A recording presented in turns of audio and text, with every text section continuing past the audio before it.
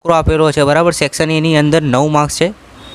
હવે જુઓ, તમને આ પહેલો ફકરો છે, એની નીચે 2 પ્રશ્નો છે, તો ફકરામાંથી પ્રશ્નોના જવાબ આપવાના છે. પહેલો પ્રશ્ન છે, who heard the cry of the mother ચીતા.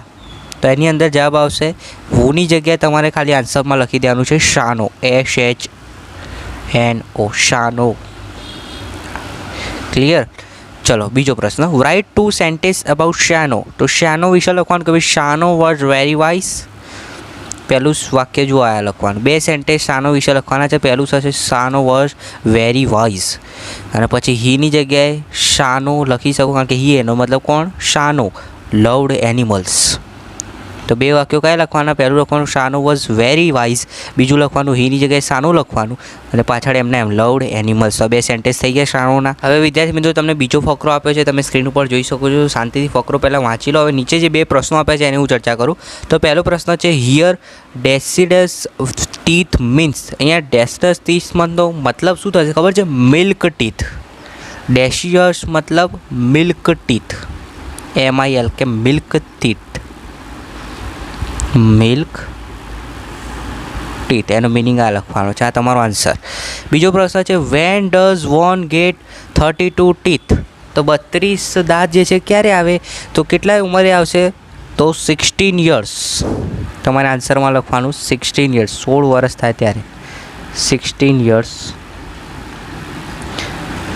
હવે વિદ્યાર્થી મિત્રો, આગળ તમને જુઓ ફકરો આપેલો છે, ત્યારબાદ નીચે 5મા, 6મા અને 7મા નંબરનો પ્રશ્ન સ્ક્રીન પર જોઈ શકો છો. What did Mohan want to do with the guitar. તો મોહન જે છે એ ગિટાર જોડે શું કરતો હતો એના વિશે તમારે અહીંયા લખવાનું છે. તો તમે જોઈ શકો છો અહીંયા સ્ક્રીન ઉપર તમને આન્સર આપેલો છે કે ભાઈ it was the turning point of the his life. Mohan જે છે એ ગિટાર જ્યારે શું કરતો હતો, તો he also studied the other aspects of the guitar.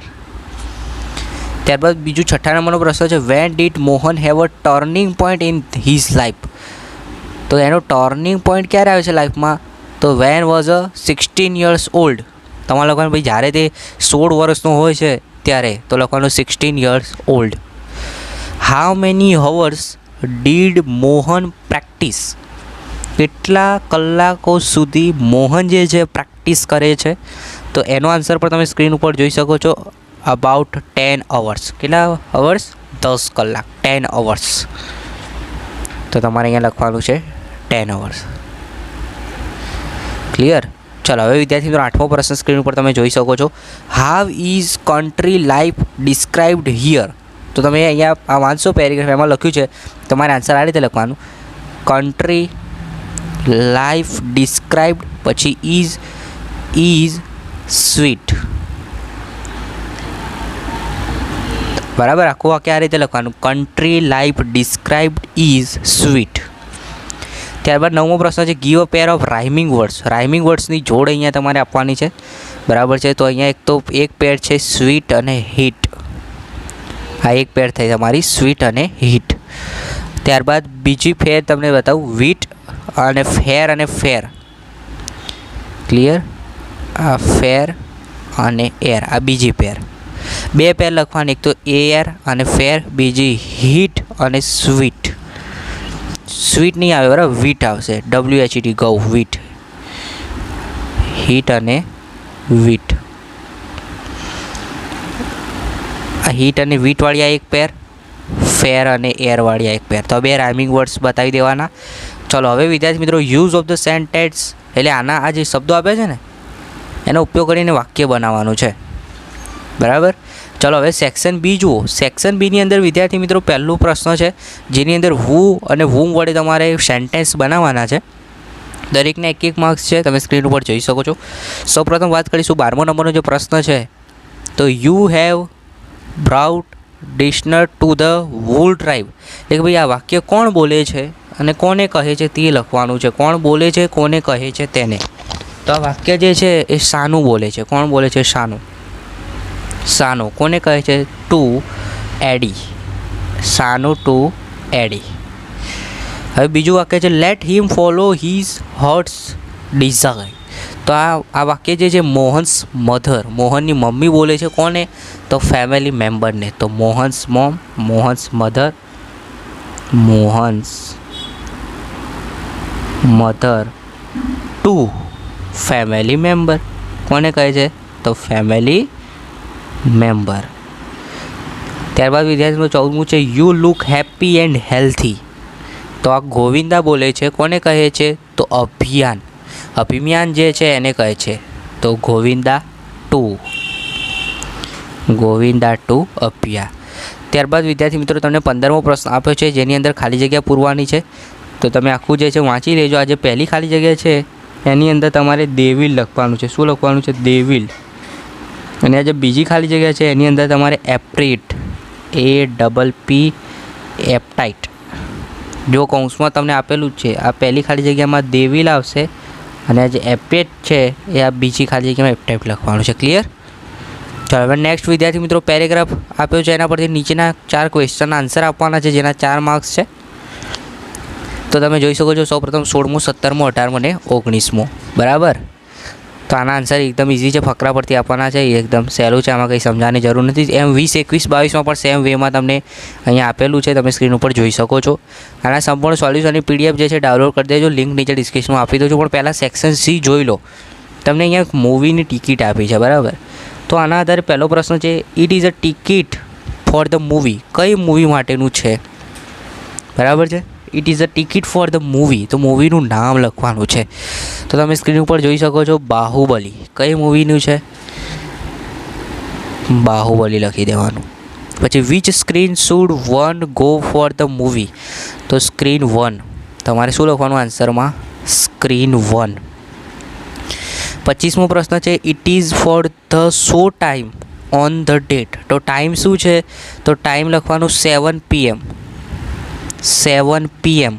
અને ડેટ તો ડેટમાં લખી દેવાનું 1/05 એટલે 1/5/2017. હવે change the text as shown. હવે તમને આપેલા વાક્યો જે છે એ ફેરવવાના છે. સિમ્પલ છે. જુઓ પહેલો જો 26મો પ્રશ્ન છે એમાં જુઓ તો સિમ્પલ. પહેલાં તો અહીંયા જુઓ start like this there are girls in the classrooms. બરાબર છે. એટલે એક વચનનું બહુવચન કરવાનું છે. She has a nice doll. તો નાઇસ ડોલનું શું થઈ જશે? ડોલ્સ થઈ જશે. સી ઇઝ વિથ હર ફ્રેન્ડનું એસ લગાવવાનું પાછળ friends. She is talking with her જે છે એની જગ્યાએ લખવાનું. પછી આગળ વિદ્યાર્થી મિત્રો 27મો પ્રશ્ન છે correct the underline part and rewrite. એટલે ફરીથી લખવાનું.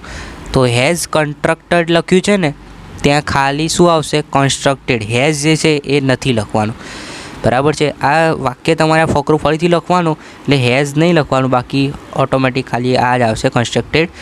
હવે જુઓ બીજી જે અંડરલાઇન છે આ મોર. તો મોરની જગ્યાએ તમારે મોસ્ટ લખવાનું છે. બસ ખાલી 2 સુધારા કરીને ફરીથી આ ફકરો જવાબમાં લખશો એટલે પૂરેપૂરા અહીંયા તમને 2 માર્ક્સ મળશે. વિદ્યાર્થી મિત્રો હજી સુધી તમે CR એજ્યુકેશન ચેનલ સબસ્ક્રાઇબ ન કરો તો નીચે જુઓ CR એજ્યુકેશનની બાજુમાં લાલ કલરનું સબસ્ક્રાઇબનું બટન છે. દબાવી દેજો જેથી દરેક પરીક્ષામાં દરેક પેપર સોલ્યુશન્સના વિડીયો સૌપ્રથમ તમને મળતા રહે. વિદ્યાર્થી મિત્રો વિભાગ D છે એની અંદર 28મો અને 29મો પ્રશ્ન જે છે તમે સ્ક્રીન ઉપર જોઈ શકો છો. અહીંયા જે છે એ કોન્જક્શન એટલે કે સંયોજક કયું લાગશે એ ફકરામાં અહીંયા જો કૌંસમાં આપ્યું છે તો પહેલામાં એન્ડ આવશે સંયોજક એન્ડ અને બીજું જે છે એમાં ઓર આવશે. બરાબર. હવે જોડકા જોડવાના છે એ પણ જોઈ લઈએ. તો પહેલું જે છે અહીંયા ક્લાસવાળું તે એ આવશે એક્સપ્રેસિંગ નેસેસરી. અને રીસમાં usually comes here on Sunday તો એમાં આવશે ફ્રિકવન્સી ઓફ એક્શન. એટલે કે પહેલામાં C નંબરનું જોડકું આવશે અને બીજામાં A નંબરનું. ક્લિયર?